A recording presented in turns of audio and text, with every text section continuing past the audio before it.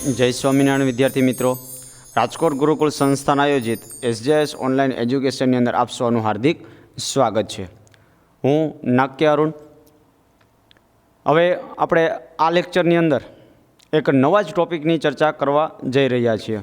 તો આપણે જે આના અગાઉનો જે પાઠ હતો એની અંદર જે ભારતની અંદર જે ઉગ્ર ક્રાંતિકારી જે પ્રવૃત્તિઓ છે એ પ્રવૃત્તિઓ વિશેની આપણે ચર્ચા કરતા હતા. હવે એની અંદર છેલ્લો જે આપણે પોઈન્ટ હતો એની જો આપણે વાત કરીએ તો એ છે સ્વરાજ્ય પક્ષ. તો સ્વરાજ્ય પક્ષ છે એ ચિત્તરંજન દાસ અને મોતીલાલ નહેરુની આગેવાની હેઠળ એની સ્થાપના થઈ હતી અને છેલ્લે ચિત્તરંજન દાસનું અવસાન થવાને લીધે એનું જે મજબૂત પક્ષ હતો એ મજબૂત પક્ષ ધીમે ધીમે નબળો પડે છે અને ત્યાર પછી વળીથી અંગ્રેજોએ પોતાની દમન નીતિ શરૂ કરી અને હવે પછીની જે ઘટના છે એ આપણે હવે આ પાઠ નંબર 5ની અંદર ચર્ચા કરવાની છે. તો અહીં આપણે જો એની વાત કરીએ તો પહેલાં પ્રથમ તો આપણે એની સામાન્ય માહિતી મેળવી લઈએ કે હવે પછીના જેટલા પણ પાઠ છે એની અંદર ખાસ કરીને ગાંધીજી એ આની અંદર મહત્ત્વની ભૂમિકા ભજવશે. તો આપણે વાત આવી કે ચોથા પાઠની અંદર ગાંધીજીનું આગમન 1915ની અંદર થઈ ગયું, એટલે કે 1920થી લઈને 1947 સુધીનો જે સમયગાળો છે એને આપણે ગાંધીયુગ અથવા ગાંધીયુગના આંદોલન તરીકે આપણે ઓળખીએ છીએ. હવે આ જે ગાંધીયુગના જે આંદોલનો છે અથવા જે ગાંધીયુગ છે એની અંદર ગાંધીજીના સત્યાગ્રહની વાત કરવાની છે આપણે. અને પાઠનું નામ જ તમે જુઓ કે આઝાદી તરફ પ્રયાણ, કે દેશની અંદર જે અગાઉ ક્રાંતિકારી પ્રવૃત્તિઓ શરૂ થવાની હતી અથવા શરૂ થઈ ગઈ છે એ દેશની અંદર પણ ચાલુ હતી ક્રાંતિકારી પ્રવૃત્તિ, ગુજરાતની અંદર પણ ચાલુ હતી અને વિશ્વની એટલે કે વિદેશની અંદર પણ આ ક્રાંતિકારી પ્રવૃત્તિઓ અત્યારે જોરશોરથી ચાલી રહી હતી અને જેના લીધે અંગ્રેજોની ઊંઘ હરામ થઈ ચૂકી હતી. તો હવે આજે જે બીજો તબક્કો હતો સ્વાતંત્ર્ય સંગ્રામ મેળવવા માટેનો અથવા બંધારણ પ્રાપ્તિનો તબક્કો હતો કે જો દેશ આઝાદ થઈ જાય તો બંધારણ ઘડવું, કેવી રીતે ઘડવું, સમગ્ર દેશને અનુરૂપ ઘડવું એ મહત્ત્વનું હતું. એટલે હવે આ જે બીજો તબક્કો છે એ સ્વતંત્રતા પ્રાપ્તિ માટેનો હતો અને દેશને આઝાદ કરવા માટેનો આ તબક્કો હતો. તો હવે આપણે વાત કરવાની છે એક ટૉપિકની જેનું નામ છે સાયમન કમિશન, જેની રચના 1927ની અંદર કરવામાં આવેલી હતી. હવે આ જે સાયમન કમિશન છે એક તો આપણે શા માટે ઘડવામાં આવવાનું હતું એની આપણે પ્રાથમિક માહિતી થોડીક મેળવી લઈએ. તો ઈસવીસન 1919ની અંદર મોન્ટફોર્ડ સુધારા. હવે મોન્ટ અને ફોર્ડ આ બે વ્યક્તિ છે. હવે મોન્ટ અને ફોર્ડ કઈ રીતે? મોન્ટ એટલે મોન્ટેગ્યુ અને ફોર્ડ એટલે ચેમ્સફોર્ડ. આ બે વ્યક્તિએ 1919ની અંદર ઘણા બધા સુધારાઓ કરેલા હતા. આ બંનેના અમુક નામના અક્ષર લઈને એનું નામ આપેલું હતું મોન્ટફોર્ડના સુધારા. હવે આ 1919ની અંદર જે મહત્ત્વના જે સુધારા કરેલા હતા એ સુધારાની અસર 10 વર્ષ પછી કેવી થશે એ જાણવા માટે ખરેખર આ સાયમન કમિશનની રચના કરવામાં આવવાની હતી. કેટલા? 10 વર્ષ પછી. એટલે કે 1919ની અંદર સુધારા કર્યા એનો મતલબ એમ કે 10 વર્ષ પછી એટલે કે 1929ની અંદર સાયમન કમિશનની નિમણૂક થવાની હતી, એની રચના થવાની હતી. પરંતુ ભારતની અંદર આ ક્રાંતિકારી પ્રવૃત્તિઓ ઉગ્ર બની ગઈ અને જેના પરિણામે 10 વર્ષને બદલે 8 વર્ષથી જ આ સાયમન કમિશનની નિમણૂક કરવામાં આવી. એટલે કહેવાનો મતલબ કે 2 વર્ષ અગાઉ આ સાયમન કમિશનની નિમણૂક કરવી પડી. એટલે કે 1927ની અંદર સાયમન કમિશનની નિમણૂક થઈ અથવા રચના થઈ.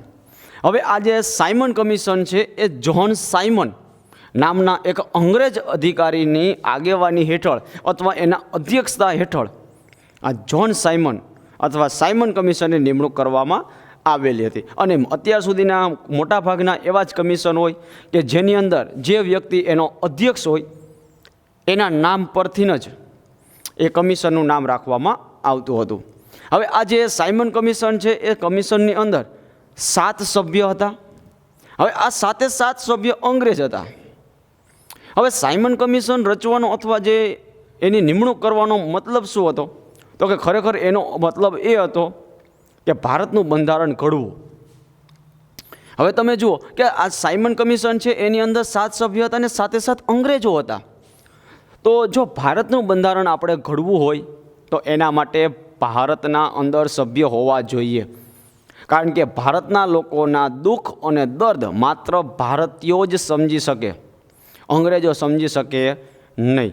એટલે ભારતના લોકોએ આની અંદર જે 7 સભ્ય હતા એની અંદર ભારતના સભ્યોને સમાવવાની માંગણી કરી, પરંતુ આ જ્હોન સાયમને એની ભલામણ સ્વીકારી નહીં.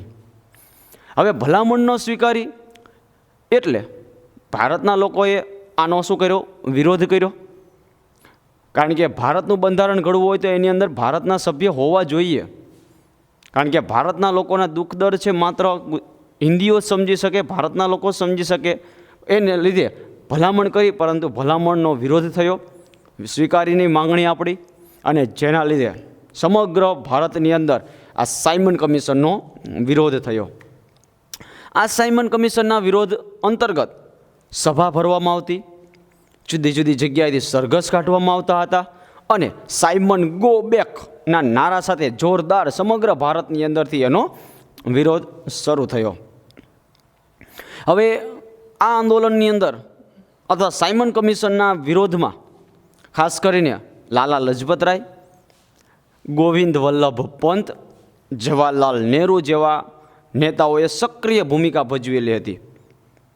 હવે આ જે લોકો આંદોલનની સાથે જોડાયેલા હતા ત્યારે લાહોર, જે અત્યારે હાલમાં પાકિસ્તાનની અંદર છે, તો લાહોરની અંદરથી નેતૃત્વ કરનાર વ્યક્તિ હતા લાલા લજપતરાય. તો આ લાલા લજપતરાયે પણ લાહોરની અંદર આ સાયમન કમિશનનો જોરદાર વિરોધ કર્યો, અને આ વિરોધને સમાવવા માટે, દાબવા માટે અંગ્રેજોએ ત્યાં લાઠીચાર્જની શરૂઆત કરી. અને આ લાઠીચાર્જની અંદર લાલા લજપતરાયના માથા ઉપર લાઠી વાગે છે અને ખૂબ જ ગંભીર રીતે એ ઘાયલ થાય છે. ઘાયલ થાય છે એટલે એને તાત્કાલિક હોસ્પિટલની અંદર ખસેડવામાં આવે છે, પરંતુ એનું થોડાક જ દિવસની અંદર અવસાન થાય છે. હવે ભારતની અંદર ક્રાંતિકારી પ્રવૃત્તિની શરૂઆત થઈ ચૂકી હતી, એટલે એ સમયે ભારતની અંદર યુવા ક્રાંતિકારીઓ પણ હતા. એટલે જેવું લાલા લજપતરાયનું હોસ્પિટલની અંદર અવસાન થયું અને એની જેવી જાણ થઈ, અને એના ખૂનનો બદલો લેવા માટે 3 ક્રાંતિકારી, જેના તમે નામ સાંભળ્યા જ હશે, એક છે ભગતસિંહ, સુખદેવ અને રાજગુરુ, કે જેને લાઠીચાર્જનો હુકમ આપેલો હતો એવો અંગ્રેજ અધિકારીનું નામ હતું સોન્ડર્સ. આ સોન્ડર્સને ગોળી મારી અને એની હત્યા કરવામાં આવી હતી. અને આમ લાલા લજપતરાયના ખૂનનો બદલો છે એ આ 3 ક્રાંતિકારીઓએ લીધો હતો.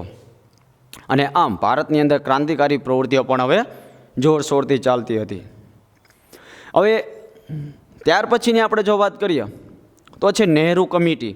હવે આ જે સાયમન કમિટી છે અથવા સાયમન કમિશન છે એ શા માટે ઘડવામાં આવેલું હતું? તો કે ભારતનું બંધારણ ઘડવા માટે.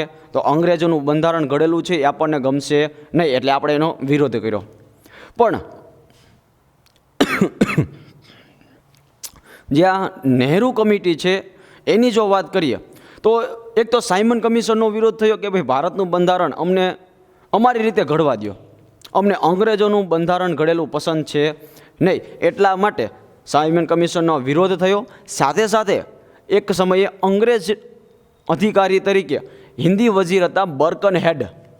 આ બર્કન હેડે એવું કીધું કે ભારતના લોકો દરેક પક્ષને અનુકૂળ હોય એવું, ભારતની અંદર જેટલા પણ પક્ષ છે એ દરેક પક્ષને અનુકૂળ હોય એવું અમને બંધારણ ઘડીને આપે, અને પછી અમે એના પર ચર્ચા કરશું. જો બંધારણ ઘડવાનું તો કીધું, પણ કેવું? ભારતના તમામ પક્ષોને અનુકૂળ હોય એવું. અને એ બંધારણ જો ઘડાઈ જાય તો અમે એના ઉપર વિચાર કરશું, હજુ એનો અમલ કરાવશું, એવું કંઈ વાત કરવામાં આવેલી હતી નહીં. એટલે અંગ્રેજોને એવું હતું કે ભાઈ ભારતના લોકો છે એ દરેક પક્ષને અનુકૂળ હોય એવું બંધારણ ઘડી શકશે નહીં. એટલે આ આપણા માટે એક પડકાર સમાન હતો. પરંતુ આ પડકારને ઝીલવા માટે મોતીલાલ નહેરુની આગેવાની હેઠળ એક અહેવાલ રજૂ કરવામાં આવ્યો અને આ જે અહેવાલ રજૂ કરવામાં આવ્યો એને નહેરુ અહેવાલ તરીકે ઓળખવામાં આવે છે. હવે મોતીલાલ નહેરુએ જે અહેવાલ રજૂ કર્યો એને મોતીલાલ નહેરુ અહેવાલ કહેવાય. હવે આની અંદર જો બંધારણ ઘડી દીધું દરેક પક્ષને અનુકૂળ, પરંતુ એની અંદર દરેક પક્ષને સમાન રીતે ધ્યાનમાં રાખી આ બંધારણ ઘડવાનું હતું. પરંતુ એની અંદર મુસ્લિમ લીગ એનો થોડોક વાંધો ઉપાડ્યો, વિરોધ કર્યો અને જેના લીધે આ નહેરુ અહેવાલ સફળ થયો નહોતો. હવે આ જે નહેરુ અહેવાલ છે, આ નહેરુ અહેવાલની અંદર જો આપણે વાત કરીએ તો બંધારણની અંદર કઈ કઈ માહિતી અથવા કઈ કઈ બાબતનો એને ઉલ્લેખ કરેલો હતો, તો કે એની અંદર એક તો સાંસ્થાનિક સ્વરાજ્ય. હવે સાંસ્થાનિક સ્વરાજ્ય એટલે શું? તો કે અત્યાર સુધી અંગ્રેજોની કોઈ પણ સભા, કોઈ કાર્યાલય હોય, કોઈ સંસ્થા હોય, એની અંદર માત્ર ને માત્ર અંગ્રેજોને જ એની અંદર નિમણૂક આપતા હતા, નોકરી આપતા હતા. પરંતુ હવે આ બંધારણ ઘડ્યા પ્રમાણે દરેક ભારતીયને પણ એની અંદર સ્થાન મળે. એટલે સંસ્થાની અંદર આપણું પણ રાજ હોય. પછી સ્વતંત્ર ન્યાયતંત્ર, કે આપણે કોઈ પણ ગુનો કરીએ છીએ અથવા નથી કરતા તો આપણને એના માટે સાચો ન્યાય મળે એવી વ્યવસ્થા આપણે કરવાની છે. એટલે સ્વતંત્ર ન્યાયતંત્રની માંગણી કરવામાં આવી. પછી મૂળભૂત અધિકાર, કે ભારતના નાગરિક તરીકે આપણને અમુક અધિકારો મળવા જોઈએ, તો અહીંયા મૂળભૂત અધિકારની પણ માંગણી કરવામાં આવી. અને સાથે સાથે પુખ્ત વયે મતાધિકાર, કે જ્યારે પણ કોઈ ચૂંટણીનું આયોજન થાય ત્યારે દરેક નાગરિકને પુખ્ત વયે મતાધિકારની માંગણી કરવામાં આવી હતી. પરંતુ આ એક પણ ભલામણ છે એ અંગ્રેજોએ સ્વીકારી નહોતી. હવે શા માટે આ માંગણી સ્વીકારી નહીં? તો આપણે અગાઉ જ વાત કરી કે એની અંદર મુસ્લિમ લીગે વાંધો ઉપાડેલો હતો. કારણ કે મુસ્લિમ લીગ માટે આ બંધારણની અંદર થોડોક અન્યાય થતો હતો, એટલે મુસ્લિમ લીગે એનો વાંધો ઉપાડ્યો અને એના લીધે અંગ્રેજોએ આ બંધારણ માન્ય રાખ્યું નહીં. હવે અહીંયા બે વસ્તુ બની ગઈ. જો એક તો સાયમન કમિશન અને એક છે નહેરુ અહેવાલ. તો આ નહેરુ અહેવાલની અંદર એક મહત્ત્વનો ટોપિક આપણે જોવો હોય તો એની અંદર શું વાત હતી? તો કે સાંસ્થાનિક સ્વરાજ્યની માંગણી કરવામાં આવી હતી. જુઓ, પરંતુ હવે જે એક મહત્ત્વની ઘટના બનવાની હતી એ હતો પૂર્ણ સ્વરાજ્યની માંગણી. અત્યાર સુધી માત્ર આપણે સંસ્થાનિક સ્વરાજ્યની જ માંગણી કરતા હતા, પરંતુ આપણને અહીંયા પણ બંધારણ મળ્યું નહીં. અંગ્રેજોએ બંધારણ ઘડી ના આપ્યું અને આપણે જે બંધારણ ઘડી દીધું એ પણ અંગ્રેજોએ માન્ય રાખ્યું નહોતું. પરંતુ એના લીધે ભારતના લોકો હવે એક નવો મંત્ર અપનાવ્યો કે હવે સાંસ્થાનિક સ્વરાજ્યને બદલે પૂર્ણ સ્વરાજ્ય જ જોઈએ એવી તીવ્ર માંગ ઊભી થઈ. અને એના લીધે જવાહરલાલ નહેરુની આગેવાની હેઠળ આ એક સભાનું આયોજન કરવામાં આવ્યું, જેની આપણે વાત હવે કરીએ. તો વિદ્યાર્થી મિત્રો, આપણે વાત કરતા હતા કે પૂર્ણ સ્વરાજ્યની માંગણી. તો આપણને સાંસ્થાનિક સ્વરાજ્યની માંગણી કરી, તેમ છતાં પણ આપણને એની માંગણી પૂર્ણ કરવામાં ન આવી, જેની અંદર મુસ્લિમ લીગે વાંધો ઉપાડ્યો અને અથવા એના પક્ષ પ્રત્યે એને અન્યાય થયો હશે અને એના લીધે અંગ્રેજોએ આપણું બંધારણ સ્વીકાર્યું નહીં. એટલે એ સમયના જે સક્રિય નેતાઓ હતા એણે હવે સંસ્થાનિક સ્વરાજ્યની બદલે હવે પૂર્ણ સ્વરાજ્યની માંગણી રજૂ કરી. તો હવે આપણે વાત કરીશું પૂર્ણ સ્વરાજ્યની માંગણી. તો કે એ સમયે ભારતની અંદર અમુક સક્રિય નેતાઓ કામ કરતા હતા, જેની અંદર જવાહરલાલ નહેરુ અને સુભાષચંદ્ર બોઝ મુખ્ય હતા. તો હવે એમણે પૂર્ણ સ્વરાજ્યની માંગણી રજૂ કરી. એટલે કે એને સાંસ્થાનિક સ્વરાજ્યથી જરા પણ સંતોષ હતો નહીં. એટલે હવે એને સાંસ્થાનિક સ્વરાજ્યને બદલે પૂર્ણ સ્વરાજ્યની માંગણી ઉપાડી.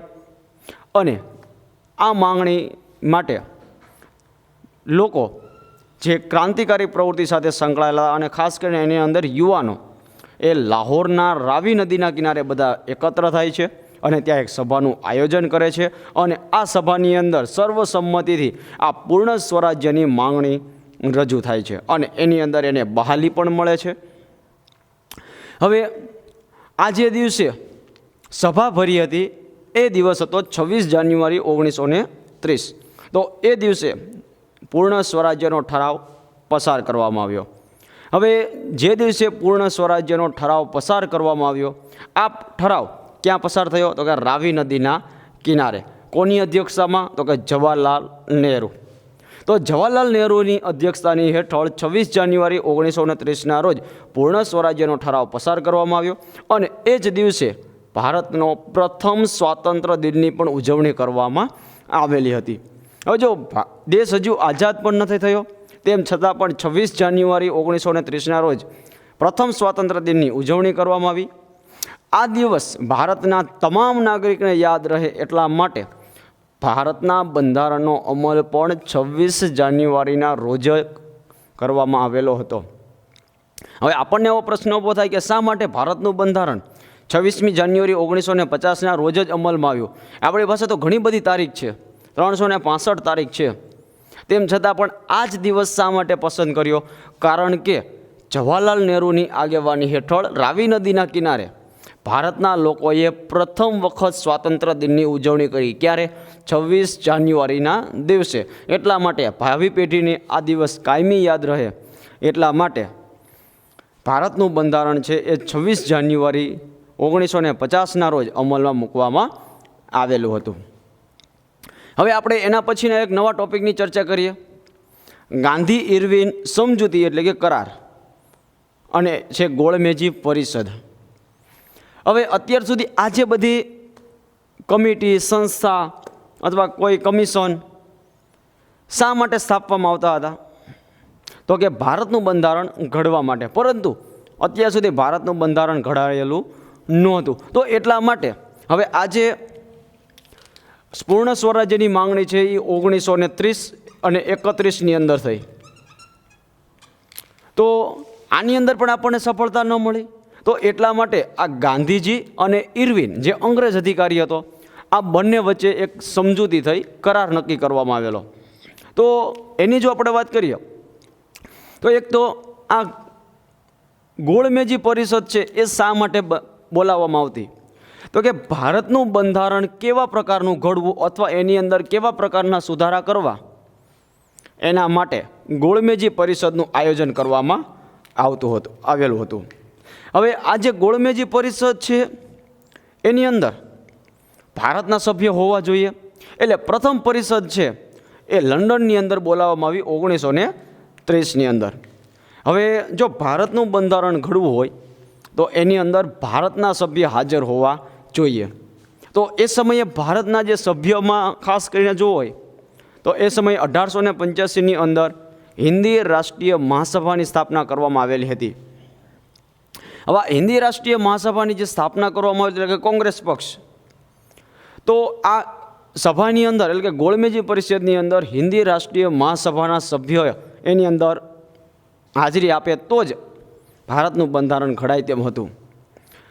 પરંતુ એની અંદર કોંગ્રેસની ગેરહાજરી એટલે કે પ્રથમ પરિષદની અંદર જે લંડનની અંદર ભરાણી 1930, પરંતુ એની અંદર કોંગ્રેસનો એક પણ સભ્ય હાજર રહ્યો નહીં. એટલા માટે પ્રથમ ગોળમેજી પરિષદ છે એ નિષ્ફળ ગઈ. હવે પ્રથમ પરિષદ નિષ્ફળ ગઈ એટલે ગાંધીજીને અંગ્રેજોએ બોલાવ્યા. કોને? ઇરવિન. અને ગાંધીજીને એવું કામ સોંપ્યું કે અંગ્રેજો તો નહીં સમજાવી શકે, પરંતુ તમે જાઓ અને કોંગ્રેસના દરેક સભ્યને સમજાવો અને બીજી ગોળમેજી પરિષદની અંદર બધાય તમે અહીંયા લઈ આવો. કારણ કે એ વખતે અંગ્રેજોને ખબર હતી કે સમગ્ર દેશ છે એ ગાંધીજીના કહેવા પ્રમાણે ચાલતો હતો. એટલે ગાંધીજીને જ બોલાવ્યા અને કોંગ્રેસને મનાવવા માટે એમણે વાત કરી. પરંતુ ગાંધીજીએ એની અંદર મહત્ત્વના મુદ્દા મૂક્યા. એક તો મીઠાનો કે મીઠા પર પિકેટિંગ ન કરવું અને મીઠું પકાવવા માટે દરેક લોકોને પરવાનગી આપવી, આવા મહત્ત્વના મુદ્દાઓ મૂકેલા. સાથે સાથે એટલે કે કોંગ્રેસને મનાવવા માટે ગાંધીજીએ અમુક મુદ્દા મૂક્યા, અમુક છે એ ઇરવિને મુદ્દા મૂકેલા. આ બંને વચ્ચે જે સમજૂતી થઈ એને કહેવાય ગાંધી ઇરવિન સમજૂતી અથવા કરાર. એટલે હવે ગાંધીજી કોંગ્રેસના લોકોને મનાવ્યા અને બીજી ગોળમેજી પરિષદનું આયોજન થયું 1931. પરંતુ આ બીજી ગોળમેજી પરિષદની અંદર પણ માત્ર ને માત્ર ગાંધીજી જ હાજર હતા. કોંગ્રેસનો એક પણ સભ્ય એની અંદર હાજર હતો નહીં. તેમ છતાં પણ આ પરિષદ સફળ થાત, પણ અંગ્રેજોએ આ પરિષદની અંદર અલગ મતદાર મંડળનો મુદ્દો ઉઠાવેલો હતો કે અલગ અલગ પક્ષ અને અલગ અલગ મતદાર મંડળ. પણ ગાંધીજી છે એ હિન્દુ મુસ્લિમ એકતામાં માનતા હતા, એટલા માટે એમને આ બાબત જરા પણ પસંદ આવી નહીં. એટલા માટે બીજી ગોળમેજી પરિષદ પણ નિષ્ફળ ગઈ. તો ગાંધીજી અને ઇરવિન દ્વારા જે કંઈ પણ કરાર થયા એ આધારિત બંને ગોળમેજી પરિષદ બોલાવવામાં આવી ભારતનું બંધારણ ઘડવા માટે. પરંતુ આ બંનેમાંથી કોઈ એક પણ પરિષદ સફળ થઈ નહોતી. પહેલી પરિષદની અંદર કોંગ્રેસનો એક પણ સભ્ય હાજર નહોતો, એમાં ગાંધીજી પણ નહોતા. જ્યારે બીજી પરિષદની અંદર માત્ર ગાંધીજીએ જ ભાગ લીધો હતો. તો પરીક્ષાની અંદર ક્યારેક એવો પ્રશ્ન પૂછાય કે ગાંધીજીએ કઈ ગોળમેજી પરિષદની અંદર ભાગ લીધો હતો, તો ગાંધીજીએ બીજી ગોળમેજી પરિષદની અંદર ભાગ લીધો હતો. તો વિદ્યાર્થી મિત્રો, આપણે અહીંયા મહત્ત્વના 4 ટોપિકની જે ચર્ચા કરી, તો એની અંદર સાયમન કમિશન, પછી નહેરુ અહેવાલ, પૂર્ણ સ્વરાજ્યની માંગણી અને ગાંધી ઇરવિન કરાર, એના વિશેની આપણે ચર્ચા કરી. તો એની અંદર જે આપણે વિસ્તૃત ચર્ચા કરી અને એમાંય ખાસ કરીને હવે જે આઝાદી તરફ પ્રયાણ, આઝાદી મેળવવા માટે હવેની જે કામગીરી છે અથવા જે હવે મહત્ત્વના જે પોઈન્ટ છે એ આપણે ખાસ કરીને ગાંધીજીની જે મહત્ત્વની લડત છે અને સમગ્ર વિશ્વની અંદર જે જાણીતી છે એવી આપણે દાંડી યાત્રા. તો દાંડી યાત્રાની ચર્ચા છે આપણે આવતા બીજા લેક્ચરની અંદર વાત કરશું. તો ત્યાં સુધી દરેક વિદ્યાર્થીને જય સ્વામિનારાયણ.